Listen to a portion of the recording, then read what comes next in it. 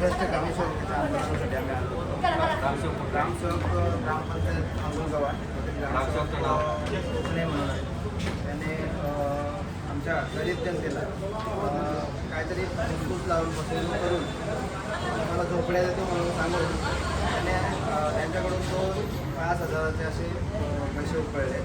आणि मला तर एक सांगायचे शासनालाच की जर गरिबांच्याकडून जर तुम्ही पैसे घेत असाल तर गरिबांना झोपड्यात कुठे भेटणार हो. चांगलीच लोक पैसे देणार, श्रीमंत लोक झोपड्या तर त्यांनाच भेटणार परत, पण गरिबाला केव्हा भेटणार.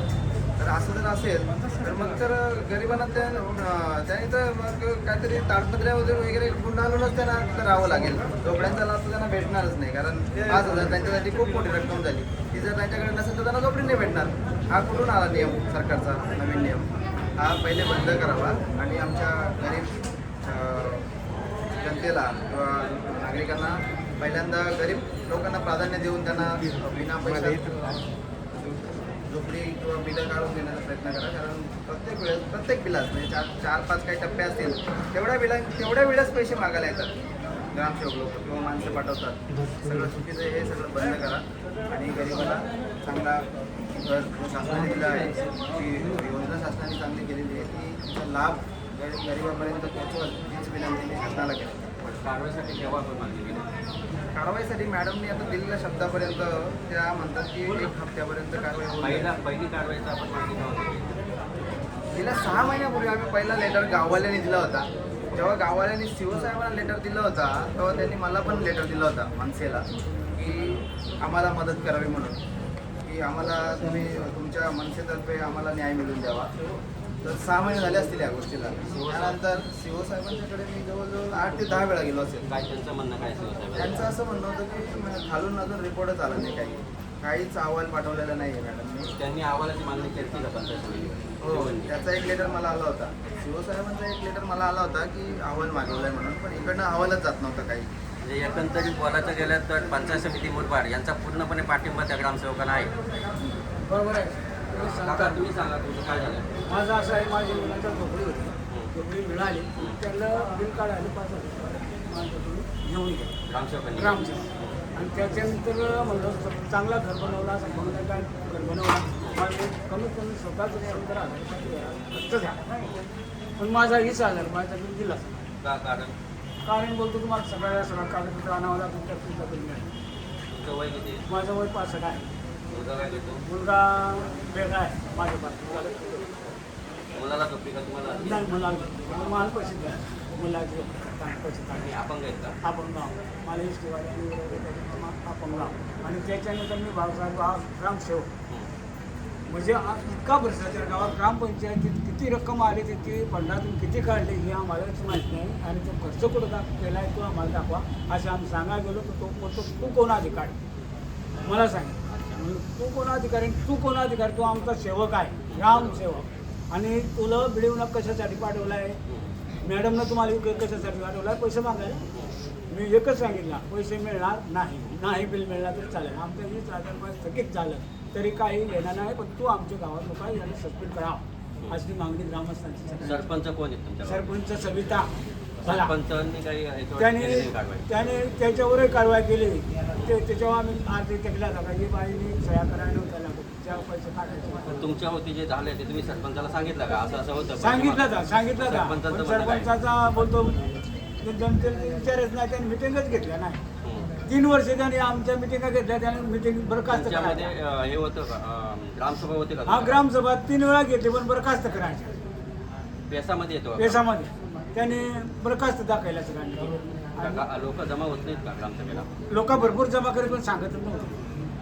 फक्त सभासद जमायचं, लोकांना माहिती नाही ग्रामसभा नाही सभा सांगतच नाही, ते तिकडेच लावतात. नोटीस लागत नाही का? नाही, नोटीस लावतं पण अडाणी लोकांना भेटत नाही का? दौंडी नाही, काही सांगत नाही. सरपंचही नाही सांगत, उपसरपंचही काही सांगत नाही. दादा सांगा तुमच्यावरती काय आलं? पैसे घेताना मी काढलेलं आहे, मुलांनी काढलेलं आहे 2,000 रुपये. तुमच्याकडनं 2,000 घेतले? कशासाठी मला घरकुलीचे त्यांनी सर्वे आणला होता. 2 ऑगस्ट महिन्यात मी तुम्हाला 15,000 रुपये पहिला हप्ता पाडणार.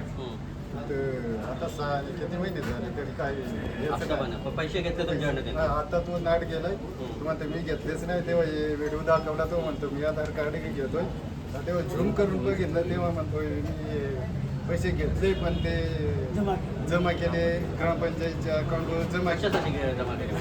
ते काय माहित लोकवर्गणी म्हणतो आम्ही लोकवर्गणी कसली? लोकवर्गणीची रिसिप्ट दिली का त्यांनी तुम्हाला? नाही. माझ्या आजूबाजूला सगळेच लोक आहेत ते शेजारी बाजार सगळ्यांकडूनच 2,000 रुपये त्यांनी घेतले 2,000 काय करत दोन डबल सर्व केला आता लोक ते भोळे झोपडी मिळणार म्हणून ते 2 सर्व आता याला काय किस्से भरायचे मतलब तिथे करून तिने दुसरे पैसे घेऊन दुसरे 1,000 रुपये घेत नव्हता तिने 2,000 रुपये तिने लोकांकडून घेऊन दिले मला 5 वाजता घर सोडावं लागतं बनकर पाटील जायला याला 9 वाजता कशासाठी पैसे घेतले?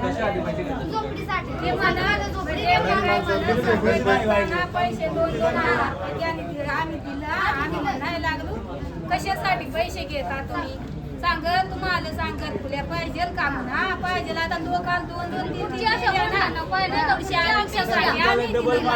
डबल माड्या 2,000 रुपये तो म्हणायला लागला गणपती तुमची बिला पडतील तर फुल्यांची तर गणपतीला नाही पडले दिवाळीला पडतील दिवाळीला नाही पडले मग गावात मीटिंग होती त्या दिवशी आम्ही विषय काढला ना तो नाटजीला मा पैसे घेतलंच नाही महिलांची मीटिंग होते का? महिलांची महिलाशीच होती ना महिलांची मीटिंग होते ग्रामपंचायत मध्ये.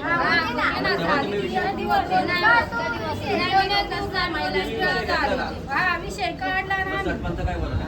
तो कायच बोलला नाही भाऊसाहेबाची विषय काढला म्हणला आमचे पैसे घेतलेले असं काय तो म्हणायला लागला आम्ही पैसेच घेतलं नाही तुमचे व्हिडिओ काढलेला तो दाखवला त्याला व्हिडिओ दाखवला तेव्हा आधार कार्ड घेतलाय मग पैसे घ्यायला तो नाहीच नव्हता पैसे जमा आणि बाया तर 5 वाजेपर्यंत घाटाव कांदा लावाय कामाला जात्यात तसं पैसे कमवून आणत्यात तसं यांना पैसे मागूत याला पैसे दिलं ती नाट जातो हा तोच नाट जातो नाही घेतलंच नाही सगळं मला तुम्ही पैसे पंचायत समितीला बीडीओ मॅडमना सांगितलेलं का? सांगितलं कधी सांगितलेलं? आता ते शिवसाहेबांकडे आम्ही एक लेटर देतो आहे. लई शिवसाहेबांचं झालं म्हणणं काय? शिवसाहेबांचं म्हणणं आहे की आम्ही चौकशी अहवाल तालुक्याला पाठवतो चौकशी करायला सांगतो चौकशी पण झाली अहवाल तरी शिवसाहेबांना सादरच केलेलं नाही पण यांनी चौकशी चौकशीसाठी जेव्हा आलते हे लोक तेव्हा तुम्हाला तक्रारदारांना सांगितलेलं का हो चौकशीसाठी स्वतः येणार? आम्ही होतो चौकशीला ते चौकशीसाठी येतो आणि आम्हाला पण विचारायचं की तुम्ही पैसे दिले तर तुम्ही पण गुन्हे आहे बघा तुम्ही पैसे कसे काय दिले ते चौकशी आलते ते उलटे प्रश्न आम्हाला कोण होते चौकशीसाठी? कोण येता होते? बोलले तुम्ही त्यांना अधिकारी कोण होते चौकशीसाठी? होते अधिकारी तो बोलते तुम्ही घेणार जेवढं 200 आहे तेवढं देणार पण 200 असे उलटे प्रश्न विचारत होते त्याला प्रश्नच विचारला नाही